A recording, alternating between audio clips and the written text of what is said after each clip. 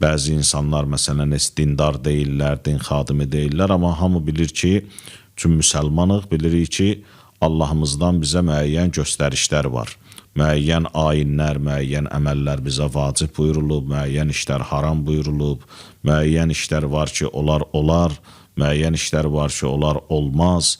Bax, bunların hamısı barəsində müəyyən qədər məlumatımız və təsəvvürümüz var. Amma problem nədədir?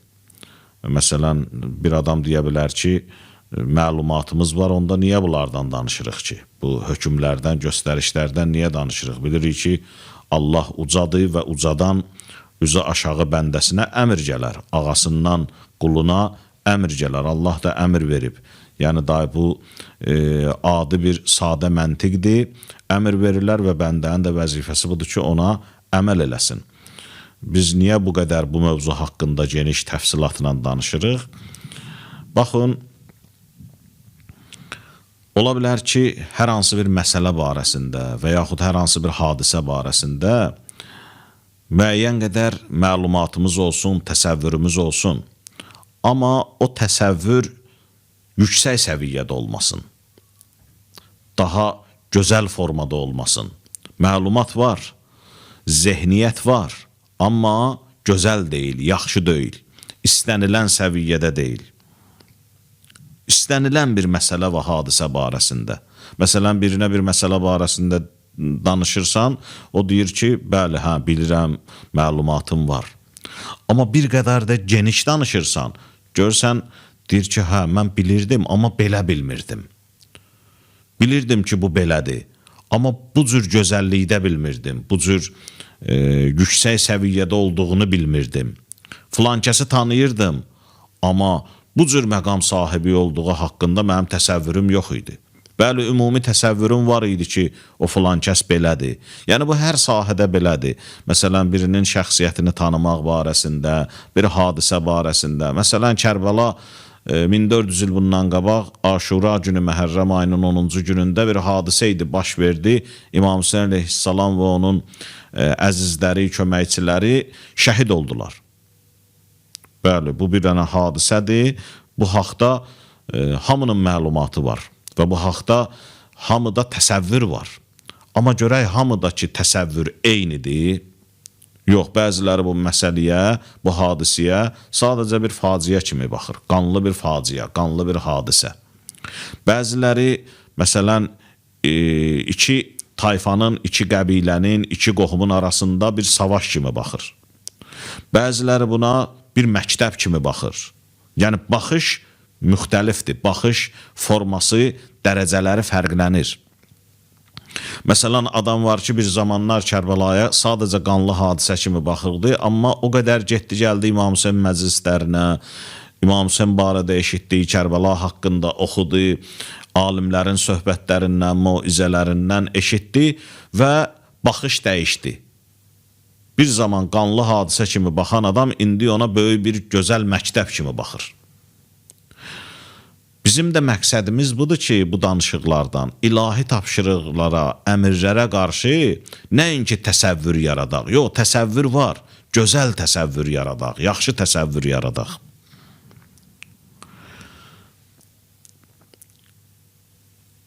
O təsəvvür ki, gözəl olsa, həmin təsəvvür nə baş verəcək? Bax, bu şeylər baş verəcək. Biz də Allaha minnət qoymayacağıq ki, Allah, mən sənin göstərişivə əməl eləmişəm. Biz bəzən bir əməli yerinə yetirəndə, vacib bir işi, orucu, namazı tutanda, qılanda bizə elə bir minnət əhval-ruhiyyəsi gəlir, minnət qoymaq. Yəni, mən sənin üçün bu işi gördüm, bu işə əməl elədim mən. Məxsusən də ola bilər rahat vaxtda bu gəlməsin, məxsusən də o vaxtda gəlir ki, bu, məsələn, insanın bir işə alınmayanda, işi dara düşəndə, orada ona ilahi yardım olunmayanda, bax, bu hiss gəlir insana. Ki, ay Allah, mən bəs axı sənə namaz qılmışdım, oruç tutmuşdum. Bəs necə oldu? Artıq insan yavaş-yavaş başlayır qıldığı namaza görə, tutduğu oruca görə Allah qarşısında tələbkar olmağa. Və yaxud da insana ücb halı gəlir. İnsan özünü bəyənir. Özündən başlayır razı qalmağa. Mən Allahın ibadət eləyən bəndəsiyəm.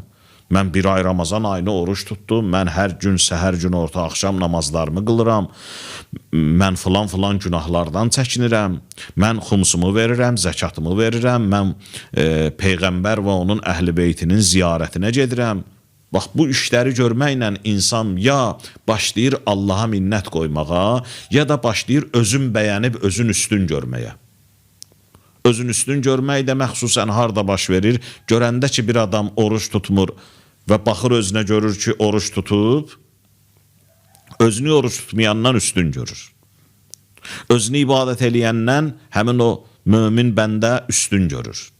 Allah dərgahında zaten üstündür ya, amma söhbət bundan gedir ki, o üstünlüyü sən özün üçün görürsən ya görmürsən. Bu məsələ var. Yavaş-yavaş Allahın tapşırıqlarına, göstərişlərinə əməl eləyən insan ya başlayır Allaha minnət qoymağa, ya başlayır özündən razı qalmağa. Bu nəyin nəticəsidir? Bu ilahi hökmlərə baxışımızın, təsəvvürümüzün gözəl olmamasının nəticəsidir. Əgər biz Allah barəsində, Allahın buyurduqları barəsində təsəvvürümüz gözəl olsa, yaxşı olsa, nə Allaha minnət qoyacağıq, hətta o həssas məqamlarda, fövqəladə vəziyyətdə, nə də ki, özümüzdən razı qalacağıq. O minnət və ücb halı bizə ona görə gəlir ki, biz o tapşırıqlar ki, Allahımızdan bizə gəlib və biz əməl eləmişik, o tapşırıqlara baxışımız düz deyil. Bax, burada özün göstərir.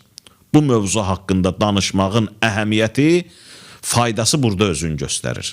Əgər biz ilahi tapşırıqlara baxışımız düz olsa, gözəl olsa, yaxşı olsa, minnət qoymayacağıq və ücb halı da bizə gəlməyəcək.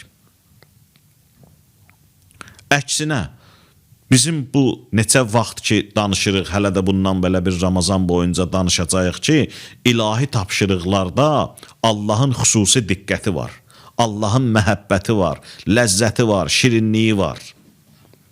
Heç o adam o tapşırığı alandan sonra heç cənnəti də Allahdan tələb eləməyəcək.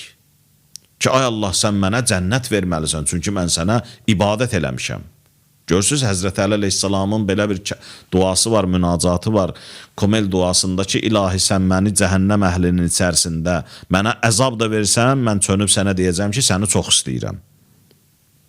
Yəni, heç Həzrəti Əli əleyhissalam Allaha deməyəcək ki, ilahi mən sənə 63 il ömr ibadət eləmişəm, namaz qılmışam, oruç tutmuşam, cihad eləmişəm, mənim elə bir dənə zərbəm, bütün qiyamətə qədər Xəndək müharibəsində vurduğum zərbə, külli insanların, cinlərin ibadətindən fəzilətlidir.